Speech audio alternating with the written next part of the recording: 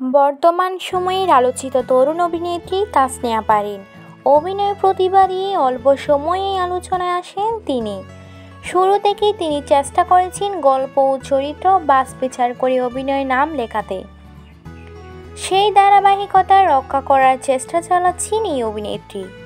তবে কেরিয়ারের এই সুসময়ে মাঝে মধ্যে বাধারও সম্মুখীন হতে হয় তাকে। কারণ ভালো গল্প বাছাই করতে গিয়ে পরিচিত অনেককেই না বলতে হয়, আর এই না বলার কারণে নাকি মিডিয়ায় তার শত্রু দিন দিন বাড়ছে। 2020 সালের দিকে টেলিভিশনে নাটক দিয়ে আলোচনায় আসেন তাসনিয়া পারিন। সেবার পবিত্র ঈদ উল ফিতরের পরে এই অভিনেত্রীকে আর পেছনে ফিরে তাকাতে হয়নি।